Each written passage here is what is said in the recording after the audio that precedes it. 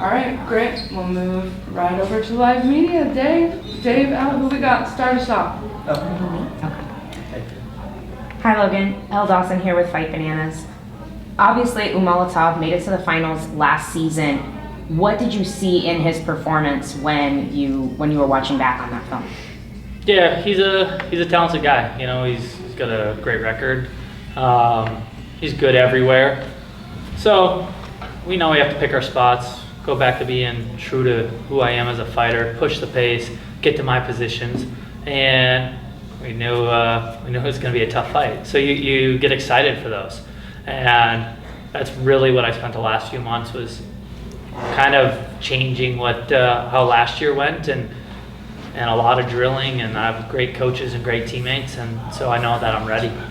Speaking of last year, when you spoke of this performance, of your performance in the tournament last year, you often said that you were really unhappy with just how that went. Can you speak a little bit more to that and what changes you've made? Yeah, I don't think I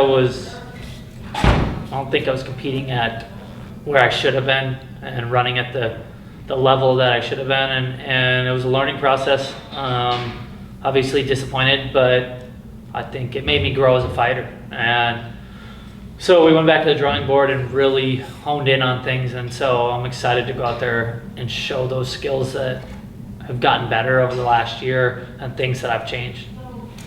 You only have losses to the best of the best on your record. 2 of those come from Amisov Yaroslav, a GOAT of the sport. Are you disappointed to see him leave the promotion and for you not to be able to get that fight back? Yeah, I think at the time, my 3 losses, I think Amisov was 22 and then 24-0, and Musayev was 18-0. So I don't do the math there. And world champs, both of them. So yeah, I think my record's 16-3, and I've come close, and got to be MVP for the belt, and then lose to Amisov, and then lose to Musayev. So I know I'm one of the best in the world, and I've grown a lot from those fights. And yeah, I saw Amisov fought in CFFC 4 weeks ago, something like that.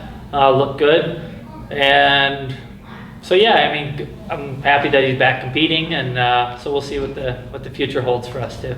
One more question for you. For those who have been following you a long time, saw you come up under the tutelage of Brock Lesnar, could we ever see you post-MMA career entering into WrestleMania? Yeah. Any events like that?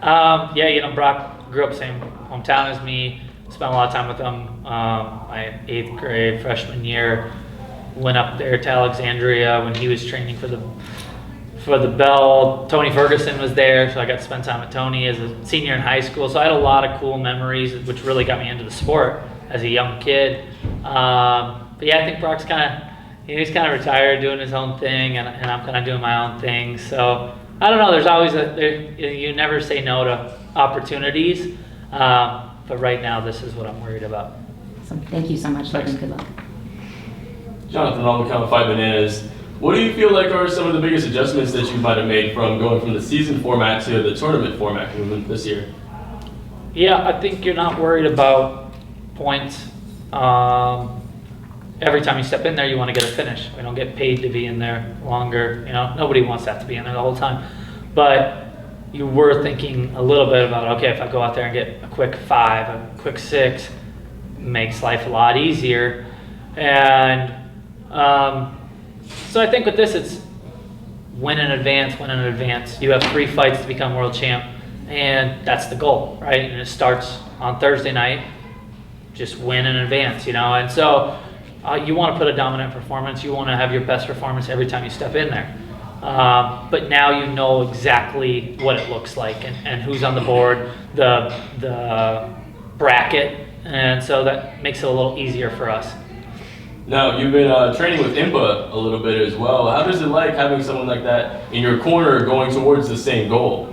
Yeah, I think at Killcliff we have me, Jason Jackson, Beckoff, he's spent time, Impa, AJ, Linton, Adam. So there's a lot of guys that you spend every day with that are all going through the same thing as you. So it is cool. Me and Impa spent a lot of time. Me and AJ spent a lot of time. Aaron Jeffrey. So I have great training partners, great guys around me we're all chasing the same thing. A belt and to become the best in the world. Logan, stylistically, you and Magomed are both very dominant grapplers. How do you see this fight playing out this week? Yeah, I think it's going to come down to positions and scrambling and who can really win their position. And they're, he's good everywhere. Kind of more of a Russian style, clinches and he's good with submissions. He's a little longer than me, but I don't think he can keep the pace. Right, and that's what you get ready for, is to that American wrestling style, keeping the pace, winning the scrambles, and putting 15 minutes of total effort. And I don't think guys can do that, right? And so for me, that's what I'm thinking, is I'm going to put such a hard pace on you that you don't want to be in there. Logan, I got one for you. You mentioned the bracket earlier. Have you checked out the bracket? Is there a perfect fallout for you? Be like, oh, if this guy wins, this is a great matchup for me in the next round. Have you looked at it and say, this is a great fallout of the bracket for me? No, because when you're a little kid and you go to a national tournament and you start looking, okay, if I do this, then I beat this guy, that's when mistakes happen. Okay. And you start looking ahead. And like we've seen in MMA so many times, it don't matter what the odds are, who you're supposed to win. Anything can happen. It's a fight, right? And so for me, I think they put me with one of the best guys right away, and perfect. I got to be sharp from the start of the tournament, and that's what we were getting ready for. Is you fight like this is the world title fight. Each time you go up there, it's one shot, right? You don't get a second chance. So we knew that from the start. We had one of the best guys right off the bat, and we're prepared for that. Last one for me is, you mentioned earlier you defeat MVP, also beat Buckley on your run of your great career so far. What was a better performance, you think, for you against both of those? Those are two of the biggest names in the sport right now in that division. Yeah. Buckley, had a dominant performance, 30-27, 30-26, 30-26, something like that. We were both young fighters, and I really dominated the wrestling, the grappling, got to my positions.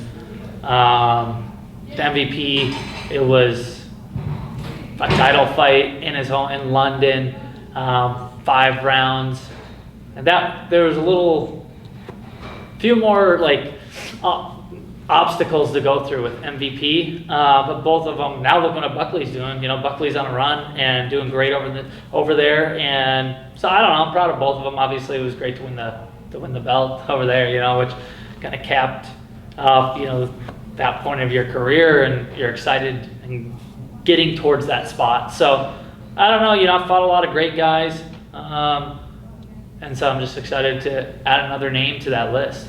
Awesome, thank you. Hey man, Dylan here with Combat Casuals. Coming from Bellator, but getting to compete in the old PFL format, do you have a preference now that you're entering back into that kind of Grand Prix style bracket system as opposed to the preseason and the playoffs? Yeah, I think this is a lot easier for people to understand when people would ask, what does that mean? So now you can pretty much give them the bracket. It's a lot easier for fans.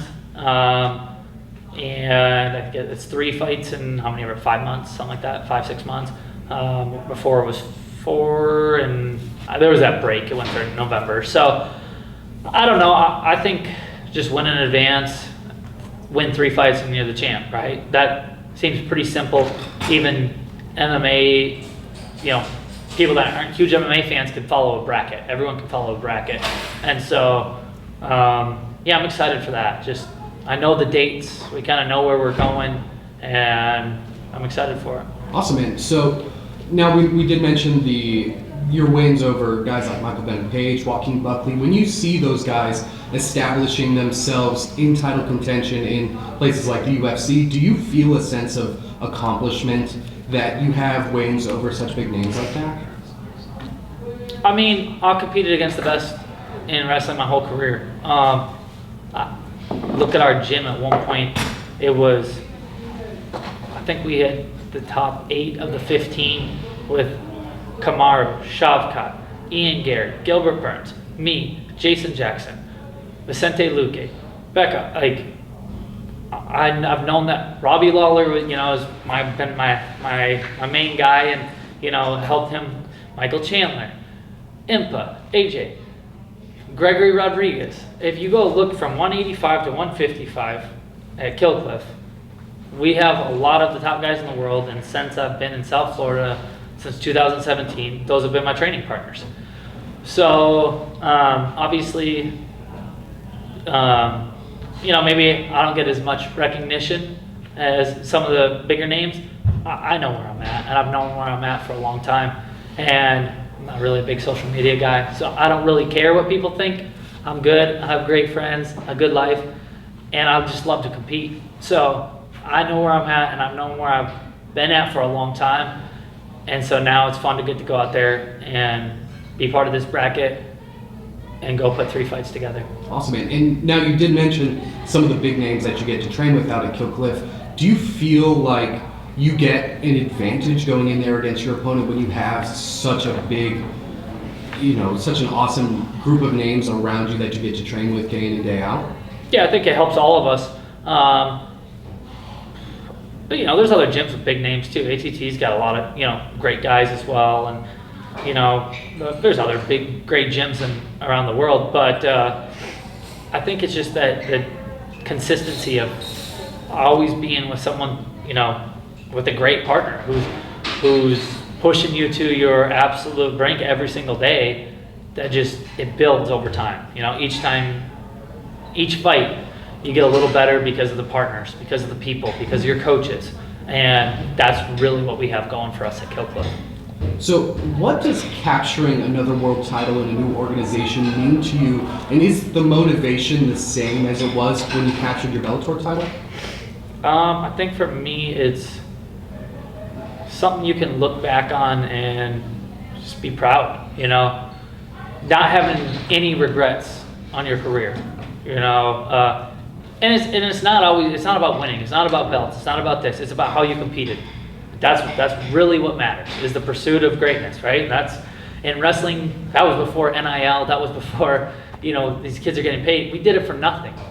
We weren't on there for, like, we got to be on Big Ten Channel and ESPN for NCAAs, but we didn't do it for money, we didn't do it for fame. We knew we weren't going to be famous. You did it for the absolute pursuit of doing one of the hardest things in the sports, you know, in wrestling.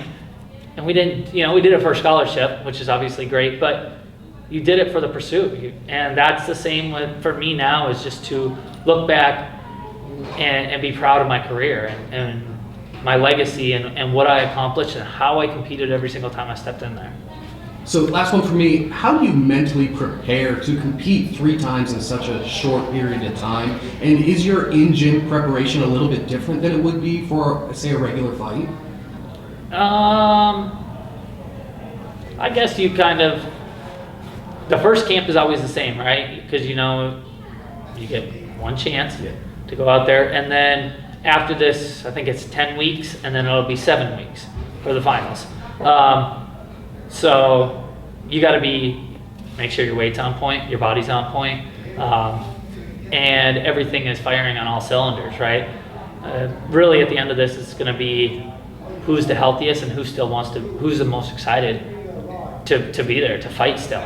And so I think I have a lot of great people around me outside the gym too, and really smart people that we've put a plan together of, this is how we have to do it, this is how we got to have our body ready to go.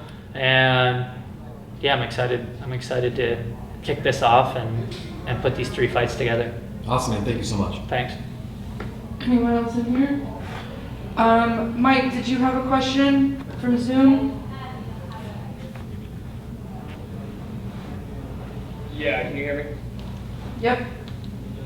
Logan, you've talked a lot about so many different things today, but when you look at this, not just the format, but what's the kind of culture, the vibe around the PFL, your fight week this week? Because I think last year, a lot of fighters who were coming over from Bellator, there was a lot of figuring out to do. You mentioned how the format is easier, more simple, I should say, how everything's kind of laid out clearly. So how does this fight week feel compared to last year?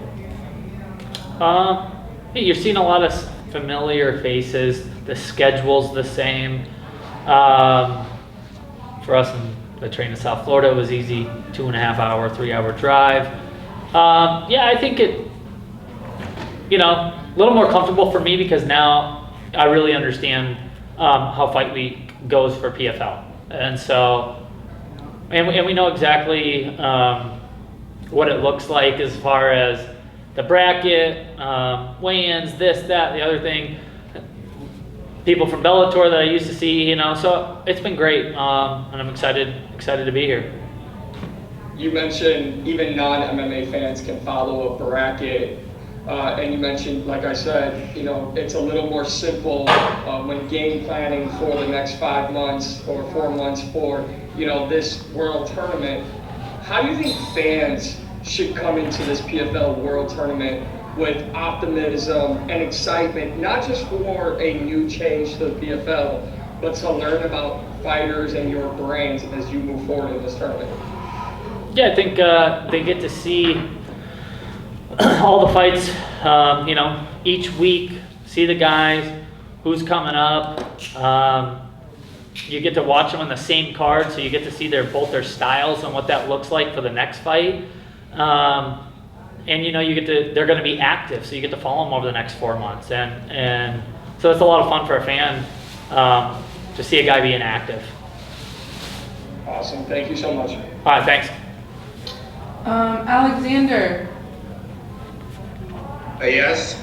Hello, Logan. I have a question to you. Your opponent is from Dagestan. What do you know about Dagestani wrestling school? Did you learn it, and do you afraid the techniques of Dagestani wrestling? Am I afraid of Dagestani wrestling? Is that your question? Yes. No. Obviously, they're very good. They're very talented. American wrestling is very good, very talented. So I'm excited to go out there and show my skills, show my pressure, show my pace, and may the best man win. Thanks. All right, Logan, that's all I got for you today. Thank you so Cool. much for coming in. Appreciate you.